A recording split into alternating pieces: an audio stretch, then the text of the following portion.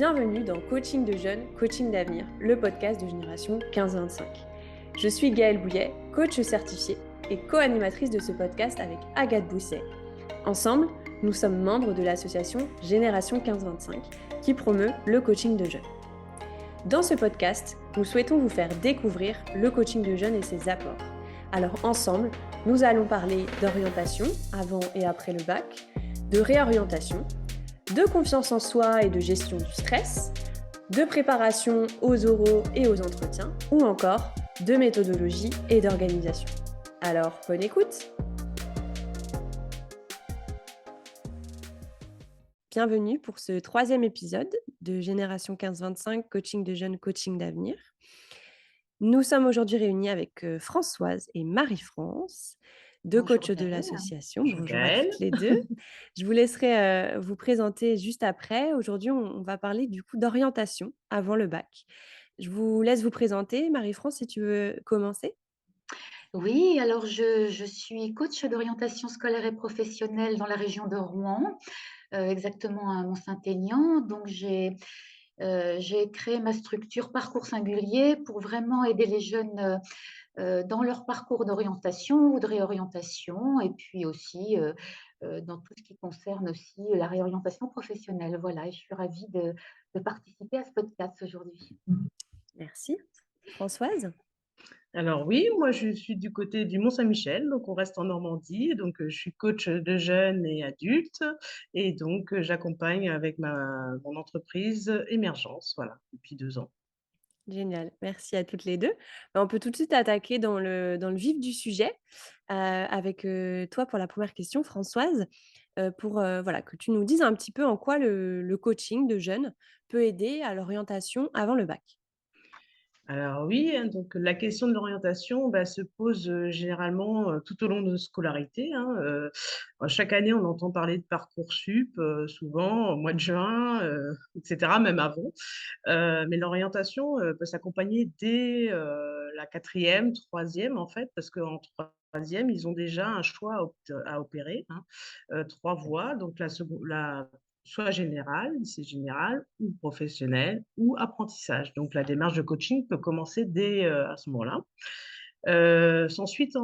Après, donc en seconde, l'accompagnement peut se faire aussi pour le choix des spécialités, parce qu'en première, ils ont 3 choix à faire parmi une dizaine de spécialités. Là aussi, le coaching peut être intéressant pour aider le jeune à choisir sa spécialité ou les spécialités qu'il va prendre. Et la fameuse terminale, donc là, l'année est assez chargée en orientation, avec Parcoursup. D'ailleurs, le site va ouvrir vers le 20 décembre, Mmh. donc c'est bientôt et les choix doivent s'opérer, vers le 18 janvier. Donc c'est vrai que voilà, c'est très court là, Ça la terminale. s'anticipe. Voilà, c'est C'est ça. ça le message effectivement, c'est de se dire, tout ça s'anticipe et effectivement le coaching peut, démarrer dès la fin du collège, en fait, la troisième sur les premiers choix et ça se résume pas juste, à l'année de terminale. OK, C'est ça, super, ouais, oui, oui. merci, parfait. Et Marie-France, alors du coup, peut-être que toi, tu peux nous expliquer quelles sont les différences entre, un conseiller d'orientation et du coup, un coach? Parce que parfois, on sait pas forcément clair la différence. Oui, tout à fait. En fait, déjà pour démarrer, je voulais préciser que ce sont 2 professionnels de l'orientation avec des approches et une méthodologie, à la fois différentes et complémentaires. Le coach d'orientation va accompagner le jeune, je dirais presque sur la durée, sur plusieurs séances. Hem, Aussi, en invitant le parent aussi au départ, dans la démarche, et il va donc accompagner le jeune vers un objectif. Donc on part d'une situation A vers une situation B, et en fait, tout au long de ce parcours qui dure entre 6 à 8 séances, le jeune va vraiment mieux se découvrir, connaître davantage ses aspirations et aller petit à petit vers un domaine d'études, voire, professionnel. Le conseiller d'orientation, en fait, comme son nom l'indique, c'est plus, un professionnel du conseil. Il va vraiment être là de façon un peu plus ponctuelle, pour aider le jeune dans ses choix d'études ou parfois de projets professionnels, mais dans le sens où il va l'aider dans le choix de filière, mieux l'aider à connaître les différentes passerelles, par exemple, ou les différentes écoles ou universités qui sont autour de lui. Donc, à la fois, l'un et l'autre peuvent tout à fait être des accompagnements pour englober tout un parcours d'orientation. Voilà. Mmh. OK, super. Oui, donc c'est pas le même angle d'approche et dans le Ouais. coaching, effectivement, nous, on n'est pas là pour donner des conseils. Donc ça, c'est le point qui est bien important à retenir. OK, merci beaucoup. Mm. Hem, Françoise, comment est-ce que tu peux nous en dire un peu plus sur comment ça s'organise, en fait, justement, un coaching? Comment est-ce qu'on accompagne? Le nombre de séances? Comment ça se déroule et cetera? Alors du coup, Marie-France a déjà, répondu un petit peu à la question. L'idée, c'est qu'en effet, en fait, c'est sur 5 à 10 séances en moyenne, hein, voilà, ça dépend du jeune, ça dépend de l'objectif et cetera. C'est dans une démarche professionnelle, bien sûr, donc dès la première séance, on pose le cadre, on définit la durée, le nombre de séances, avec le jeune et les parents. C'est important d'avoir la Mmh. famille, quand même, dans cette démarche, hein. Ensuite, donc, lors de cette première séance aussi, on commence à définir l'objectif de coaching. Mmh. Pourquoi il vient? Qu'est-ce qui fait qu'il est là, actuellement? Et ensuite, les prochaines séances sont plutôt tournées autour de la connaissance de soi, en Oui, fait, donc, apprendre à mieux se connaître, ses talents, ses qualités, ses formes d'intelligence, voilà. Parce qu'apprendre à mieux se connaître, c'est important, c'est fondamental, je dirais même, pour éviter de se perdre dans mmh, les filières, et se diriger vers ce qui nous parle à nous, ce qui nous concerne nous, en fait. c'est ça. Pas, suivre le copain ou la copine ou ce que la famille dit, en fait, hein. Ensuite, les séances après sont plutôt tournées autour de donner du sens. Passer du rêve, en fait, bah, oui, je rêve d'être astronaute, hein, et à la réalité, quoi, en fait, Mmh. essayer de concrétiser la chose. Et pour finir, bah, la démarche de choix, parce que parfois, le jeune peut être confronté à choisir, à devoir Mmh. choisir entre 2 filières, 2 spécificités. Et là encore, la démarche de coaching peut accompagner dans cette, position, se positionner, apprendre à se positionner, à faire un choix, quoi, qui peut Mmh. être difficile parfois, hein. C'est ça, oui, oui, c'est ça et lever les blocages qu'il peut y avoir du coup sur, le fait de faire ce choix et comment aussi je le communique. Parfois, c'est ça qui peut, C'est être ça. bloquant à un entourage. OK, A Alors il faut savoir que le projet d'orientation, il peut toujours s'affiner, hein. Il y a toujours des recherches possibles et d'autres possibles sont toujours possibles, en fait. exactement. OK, super et donc, Marie-France, est-ce que tu peux nous donner des exemples d'outils ou d'exercices, par exemple, que l'on va utiliser dans le cadre d'un coaching d'orientation? Oui, alors dans la palette des outils de connaissance de soi, je citerai les intelligences multiples, par exemple, parce que c'est un outil qui permet vraiment de valoriser toute forme d'intelligence. Souvent, dans différents milieux, on fait appel à l'intelligence logico-mathématique ou littéraire, qui sont deux possibilités parmi tant d'autres. Et du coup, d'aller repérer toute cette palette qui sont au nombre de 8 formes d'intelligence, permet aux jeunes vraiment d'aller identifier qui il est, quelles sont toutes ses ressources, comment les combiner, et puis éventuellement être plus fin dans ses choix. Et puis Mmh. surtout aussi, ça aide à le valoriser. Alors ça, c'est une Mmh. première étape. Et puis, cette approche, elle est très aidante aussi pour les apprentissages. Comment j'apprends, comment je mémorise. Et donc, c'est très porteur pour un jeune, et même un adulte d'ailleurs. Donc ça, c'est un premier outil. Mmh. On utilise aussi beaucoup la roue des valeurs ou des cartes valeurs, des choses comme ça, parce qu'en fait, repérer ce qui est important pour nous en termes de valeurs, c'est vraiment un socle qui va aider à déterminer, à se sentir là où on est bien déjà, Mmh. surtout à respecter ses choix. Et beaucoup de coachs utilisent vraiment cette palette de valeurs.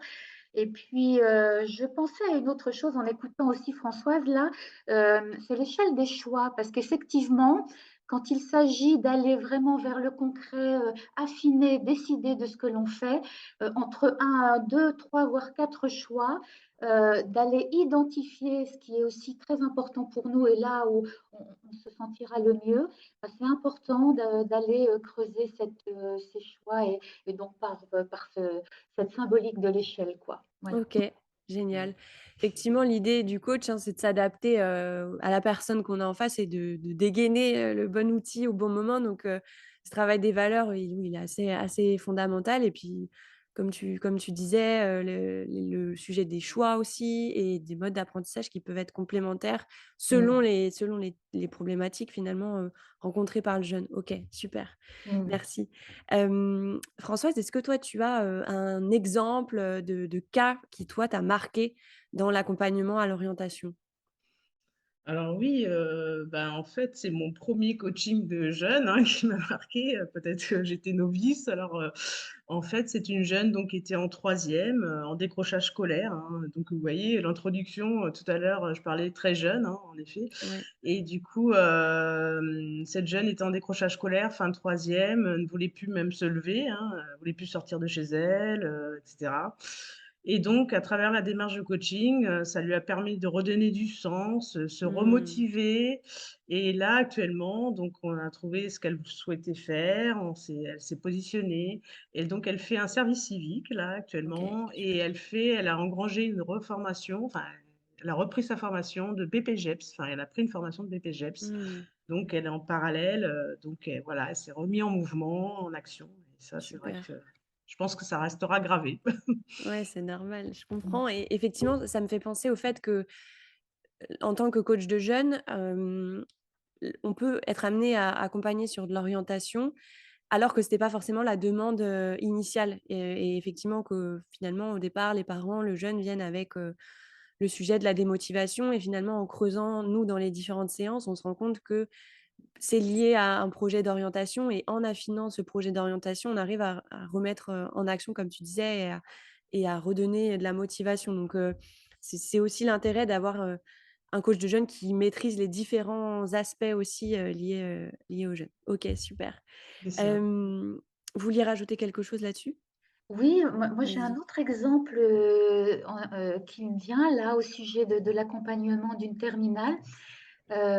Oui, c'était aussi un moment important parce que c'est une jeune qui, pour le coup, avait beaucoup d'idées, ne savait pas par quel bout attraper son projet d'orientation et ce que je trouvais fabuleux dans sa démarche, c'était qu'elle s'était autorisée à poser une année, juste après la terminale en disant: «Finalement, à la fois, on a toute cette année de terminale entre, la passation du bac, la préparation aux examens, heu, toute cette démarche d'orientation qui prend du temps» et du coup, elle s'est dit: «Bah, finalement, moi, je vais prendre du temps aussi pour m'orienter» et comme, elle voulait aussi, améliorer son anglais, elle a décidé donc de partir à l'étranger. Et puis de s'octroyer ce temps-là pour affiner son projet, voilà. Mmh. OK. Et du coup, bah, il existe et peut-être que, ce n'est peut-être pas encore assez valorisé, enfin je ne sais pas, mais de se dire qu'on peut prendre Mmh. le temps, Mmh. utiliser cette année césure, ben, voilà, pour se poser, voir ce qui est important pour soi et Mmh. puis surtout, réaliser des expériences, en fait. Parce qu'il me paraît important aussi souvent, quand un jeune ou une famille vient vers nous, coach d'orientation, c'est de se dire: «Ah, trouver sa voie, c'est hyper important» et surtout de ne pas se tromper. Et en Ouais, fait, ouais. ce sont des expériences de vie et c'est vrai qu'il y a un gros enjeu, particulièrement aussi avec Parcoursup, mais Mmh. Oui. c'est hyper important de se dire que, ben, on peut démarrer vers une orientation, qui va en amener une autre et on voit bien aujourd'hui, dans l'expérience de la vie professionnelle que de nombreuses personnes finalement, partent avec, 1 métier, 2 métiers Mmh. et on change régulièrement et puis Complètement. je pense que sous cet angle-là, ça permettrait aussi, de dédramatiser, voire de se mettre trop la pression en début d'orientation. Ouais. Complètement. Oui, merci pour, ce partage. En plus, tu me fais la transition, parfaite parce que l'épisode suivant sera justement sur la réorientation et réorientation post-bac, en fait. Donc, voilà, ça fait le pont parfait Ouais. avec ce que tu disais. Merci beaucoup. Ouais. Et donc, avant de clôturer, une dernière question pour toutes les deux. On voulait vous demander de nous conseiller une ressource, soit à destination des jeunes, soit à destination de leurs parents, liée justement à l'orientation avant le bac. François, si tu veux commencer? Alors moi, j'aime beaucoup jouer. Donc je suis restée enfant, on va dire, ou je ne sais pas. Donc moi, j'ai 2 jeux à conseiller. Alors le premier, c'est Totem. Je ne sais pas si Oui, on le voit. ouais, c'est bon, parfait. Ouais. Donc ce jeu, franchement, donc il y a des cartes animales, des cartes qualité, enfin, ça a débloqué des situations, de coaching et aussi en famille, hein. Franchement, moi, Oui, je le joue souvent avec mes enfants et je voilà, confirme. on s'amuse. Et le deuxième jeu, peut-être connu aussi, c'est Dixit. Donc là, il y a des superbes cartes et à travers ce jeu, on peut se projeter dans des univers un peu rêvés ou Mmh, idylliques. Et c'est vrai que voilà, pareil, c'est mes deux petits jeux coup de cœur que j'utilise top. souvent aussi, en OK, accompagnement. parfait. Merci beaucoup. Marie-France? Alors là, moi j'irais plutôt, autour de 2 ouvrages. Le premier, c'est, celui de Sarah Roubateau qui s'intitule «Trouve le verbe de ta vie, pas le métier mais le verbe». Je Mmh. trouve que c'est un ouvrage, très inspirant, parce qu'au lieu d'aller directement vers le métier, elle nous invite à aller explorer les domaines dans lesquels on se sent bien, et elle nous invite aussi à sortir du champ scolaire, donc d'aller voir plus large Mmh. et du coup, à partir des univers, d'aller voir quelles sont les actions dans lesquelles on se sent bien. Euh, c'est aussi nous permettre vraiment d'aller en grande exploration, même à l'intérieur de nous. Et du coup, je trouve que c'est très éclairant pour choisir son orientation dans le monde d'aujourd'hui qui est Mmh. vraiment, qui change, quoi, qui évolue beaucoup et vite. Et Super, ouais, je trouve ça vraiment, enfin moi, il m'inspire beaucoup. Et d'ailleurs, je l'utilise beaucoup en début de coaching. Vraiment, je le propose à lire aux jeunes parfait. que j'accompagne. Ouais. Et puis le deuxième ouvrage, alors c'est plutôt destiné aux parents. C'est Petit décodeur, oui voilà, Petit décodeur de l'ado en crise. C'est comment, en tant que parent, à la fois maintenir le lien et rester en communication avec son enfant dans cette période parfois en crise, tumultueuse, et pouvoir maintenir le dialogue aussi. Alors, quelques pistes pour aider voilà, son enfant, enfin le jeune, dans cette période-là et particulièrement, oui, dans l'orientation. Ouais. Génial. Merci à toutes les 2. En plus, super complet, des jeux, des livres pour les jeunes, pour les parents. C'est nickel, super. Merci à toutes les 2 Merci. pour l'enregistrement de cet épisode. Merci à nos auditeurs et nos auditrices. On se retrouve donc très vite pour le prochain épisode, comme je le disais, sur le sujet de la réorientation post-bac. Et d'ici là, prenez bien soin de vous. Merci. À bientôt. À bientôt. Oui. Merci d'avoir écouté cet épisode jusqu'au bout. Si celui-ci vous a plu, laissez-nous un commentaire ou un j'aime. Vous pouvez également partager ce podcast à un proche, c'est ce qui nous permettra de le faire connaître et d'aider d'autres personnes. Vous pouvez également vous abonner à notre chaîne YouTube Génération 1525 en cliquant sur le bouton s'abonner ci-dessous et également nous suivre sur nos différents réseaux sociaux, LinkedIn, Facebook ou Instagram. Enfin, vous pouvez retrouver tous les coachs membres de notre association sur le site internet www.génération1525.fr.